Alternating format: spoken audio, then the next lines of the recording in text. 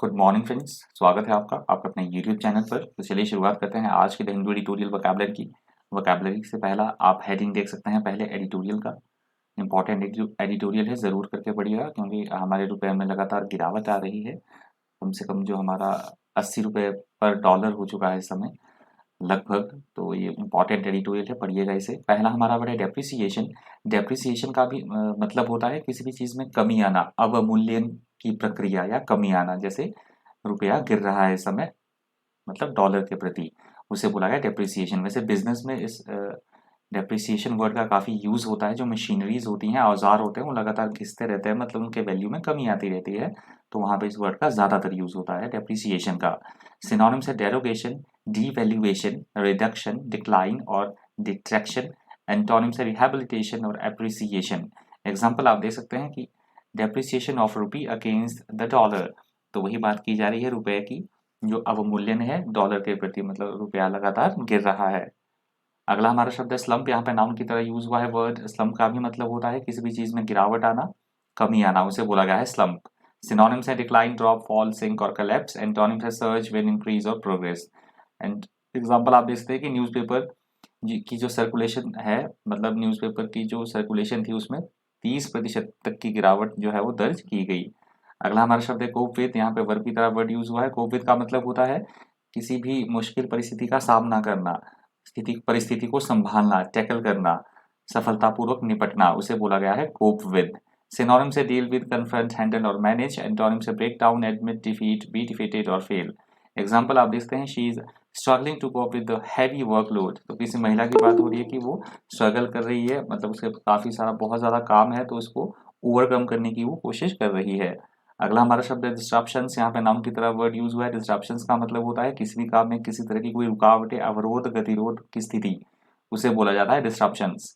Synonym से disturbance, interruption, disorder और commotion. Antonym से ऑर्डर, स्ट्रक्चर, ऑर्डरिंग और हार्मनी।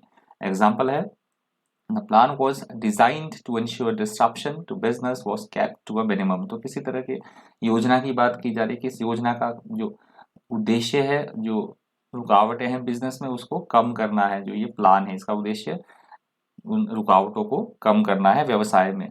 अगला हमारा शब्द है एप्रीहेंशंस। यहाँ पे नाउन की तरह वर्ड यूज हुआ है। एप्रीहेंशंस का मतलब होता है किसी भी बात को लेकर हम चिंतित हैं, भय है, हमें डर है किसी बात को लेकर, किसी मतलब अप्रिय स्थिति को घटने की आशंका है, चिंता में रहना, उसे बोला गया है एप्रीहेंशंस। और एक और यूज होता है इस एप्रीहेंशन वर्ड का, गिरफ्तारी की सेंस में भी इस वर्ड का यूज हो जाता है एप्रीहेंशंस का। आज हुआ है ये भय, डर या चिंता की सेंस में इसका use. Synonyms anxiety, fear, worry और ट्रेपिडेशन। एंटोनिम्स है कॉन्फिडेंस, कामनेस, ईज और पीस। एग्जांपल आप देख सकते हैं it reflects real anger and apprehension about the future. तो किसी बात के ऊपर कोई बात कही जा रही है कि ये दिखाता है भविष्य के बारे में बहुत सारी चिंताएं, व्यक्ति भय या डर ये दिखाता है भविष्य के बारे में। अगला हमारा शब्द है स्परिंग। स्परिंग यहाँ पे वर्ब की तरह यूज हुआ है वर्ड। स्परिंग का मतलब होता है किसी को किसी काम को करने के लिए प्रेरित करना, प्रोत्साहित करना या उत्तेजित करना, अनकरेज करना, उसे बोला गया है स्परिंग। सिनोनिम्स है प्रोट, अर्ज, एनकरेज और स्टिमुलस। एंटोनिम्स है डिस्करेज, ब्लॉक, डिसवेड और हिंड्रेंस।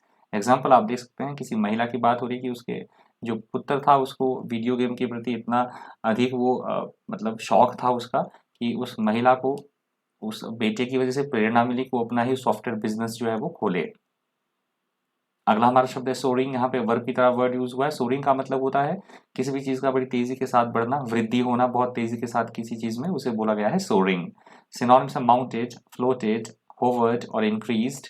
एंटोनिम्स है कोलैप्स्ड, ड्रॉप, डिक्रीज्ड और प्लमेटेड।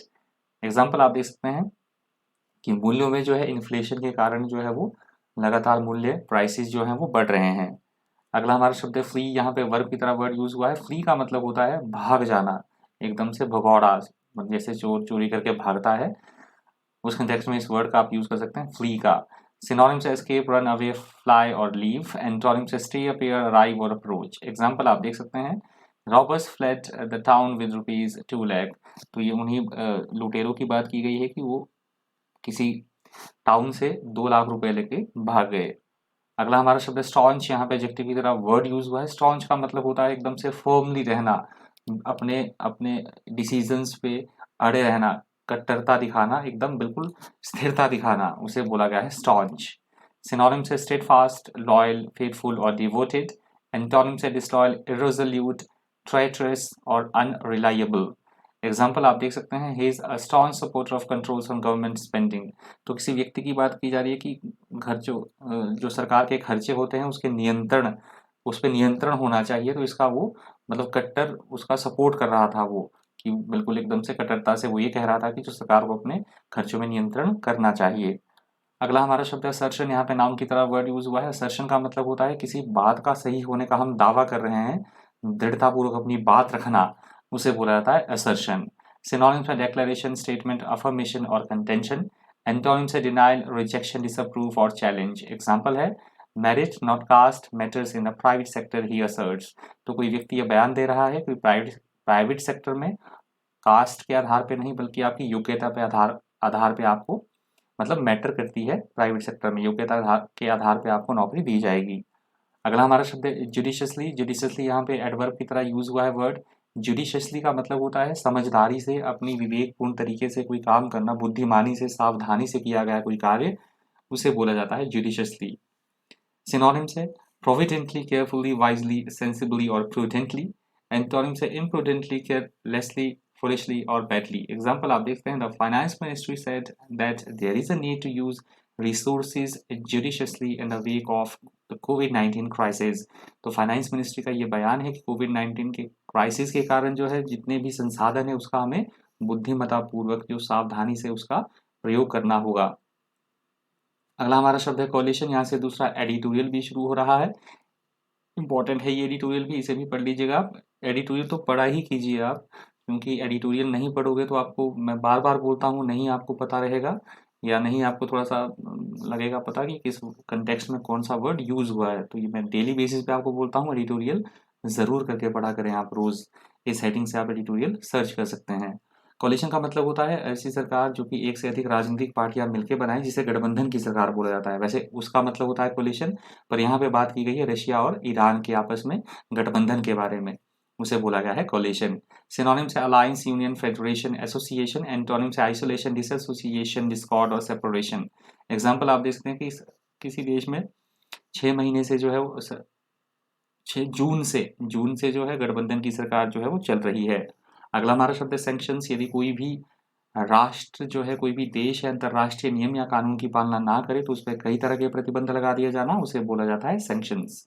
सिनोनिम्स है पेनल्टी, पनिशमेंट, बैन और डिस्करेजेस। एंटोनिम्स है रिवार्ड्स और डिबार्स।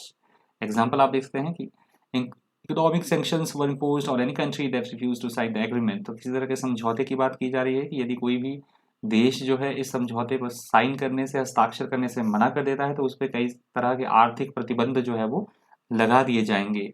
अगला शब्द है बैटर्ड। बैटर्ड यहाँ पे एडजेक्टिव की तरह यूज हुआ है वर्ड। बैटर्ड का मतलब होता है एकदम से नुकसान पहुंचाना किसी को, या एकदम से टूटा फूटा, कोई पुअर कंडीशन में होना किसी चीज का, टूटी फूटी होना, क्षतिग्रस्त होना, बहुत बुरी अवस्था में होना कोई चीज, उसे बोला जाता है बैटर्ड। सिनोनिम्स है शैबी, बीटन, ब्रोकन डाउन और डैमेज्ड। एंटोनिम्स है अनडैमेज्ड, इंप्रूव, न्यू और प्रोटेक्टेड। एग्जाम्पल आप देख सकते हैं, he drew up in a battered old car. तो किसी व्यक्ति की बात हो रही है कि अपनी मतलब बहुत पुरानी कार चलाकर जो है वो पहुंचा, जो कि अच्छी स्थिति में नहीं थी, बहुत पुरानी थी, क्षतिग्रस्त थी। अगला हमारा शब्द है रेटल्ड। रेटल्ड यहाँ पे वर्ब की तरह यूज हुआ है वर्ड। रेटल्ड का मतलब होता है किसी को परेशानी में डाल देना, किसी तरह की चिंता में डाल देना किसी को, मतलब वरी वरी कर देना, चिंतित कर देना किसी को एकदम से, उसे बोला गया है रेटल्ड। सिनोनिम्स है परटर्ब्ड, एजिटेटेड, अपसेट, डिस्टर्ब्ड और अनईजी। एंटोनिम्स है कंपोज्ड, रिलैक्स्ड, assured और appeased। एग्जाम्पल है the news of his arrival really rattled her. तो किसी महिला की बात हो रही है कि उसके आने की जो खबर है उसने उसे बिल्कुल से एकदम परेशानी में डाल दिया, चिंतित कर दिया। अगला हमारा शब्द रिसेप्टिव। यहाँ पे एडजेक्टिव की तरह वर्ड यूज हुआ है। रिसेप्टिव का मतलब होता है ग्रहण करने वाला, किसी चीज को सुनने वाला, ग्रहण करने वाला, प्राप्त करने वाला व्यक्ति, उसे बोला गया है रिसेप्टिव। या किसी चीज को प्राप्त करना, यहाँ पे बात हुई है विचारों, आइडियाज और सुझावों की, सजेशंस की बात हो रही है। तो लोग जब विचारों और सुझावों को सुनने के लिए तैयार होते हैं उसे बोला गया है रिसेप्टिव। सिनोनिम्स है फ्लेक्सिबल, रिस्पॉन्सिव, ससेप्टिबल, प्लाइंट और एमिनेबल। एंटोनिम्स है एडमंट, अनफ्रेंडली, स्टबर्न और अनरिसेप्टिव। एग्जाम्पल है the voters had seemed receptive to his ideas. तो किसी पॉलिटिशियन की बात हो रही है कि उसने किसी तरह के कोई विचार रखे, जनता जनता वोटर्स के सामने उसने किसी तरह के अपने विचार रखे, सुझाव रखे, तो जनता उसे सुनने के लिए बिल्कुल तैयार हो चुकी थी। अगला हमारा शब्द है कंडेम्ड। कंडेम्ड यहाँ पे वर्ब की तरह यूज हुआ है। वर्ब कंडेम्ड का मतलब होता है किसी पे किसी तरह का कोई आरोप लगाना, किसी की निंदा करना, उसे बोला गया है कंडेम्ड। सिनोनिम्स आप देख सकते हैं क्रिटिसाइज, सेंशर, अटैक, डिक्राई और डिनाउंस। एंटोनिम्स है प्रेज, अप्रूव, सपोर्ट, एक्लेम और सेलिब्रेट। एग्जांपल आप देख सकते हैं the actor has been condemned as bad influence on young people. तो एक्टर को ये आरोप लगे, उसकी ये निंदा की गई, उसकी आलोचना की गई क्योंकि वो गलत प्रभाव डाल रहा था, जो न्यू जनरेशन थी नौजवानों पर वो गलत प्रभाव डाल रहा था, तो इसलिए एक्टर की निंदा हो रही थी। अगला हमारा शब्द है अनटॉन्ट। अनटॉन्ट अनटॉन्ट वर्ड यहाँ पे नाउन की तरह यूज हुआ है। अनटॉन्ट का मतलब होता है किन्हीं भी दो ग्रुप्स के बीच में, दो देशों के बीच में संधि होना, एग्रीमेंट होना, किसी तरह का समझौता होना, उसे बोला गया है अनटॉन्ट। ये न्यू वर्ड है, नोट कर लीजिएगा, इसके इंपॉर्टेंट भी है। अनटॉन्ट के सिनोनिम्स है पैक्ट, ट्रीटी, एग्रीमेंट, अकॉर्ड और डील। एंटोनिम्स है रिबेलियन, टेररिज्म, क्लैश और कॉन्फ्लिक्ट। एग्जाम्पल आप देखते हैं कि फ्रेंच फ्रांस के बीच और ग्रेट ब्रिटेन के बीच में समझौते की बात जो है वो की गई है, वो मतलब ऑलरेडी अच्छी स्थिति में उसको आगे समझौते संधि को बढ़ा दिया गया है।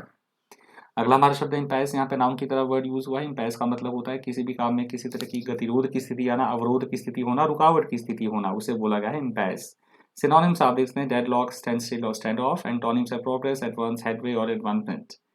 एग्जाम्पल आप देखते हैं the company says it has reached an impasse in negotiation with the union. तो कोई कंपनी ये बयान दे रही है कि वो लेबर यूनियन के साथ उनके गतिरोध की स्थिति है, अवरोध की स्थिति उत्पन्न हो गई है। तो ये लास्ट वर्ड था आज के दिन ट्यूटोरियल वोकैबुलरी का। Thank you, thanks for watching.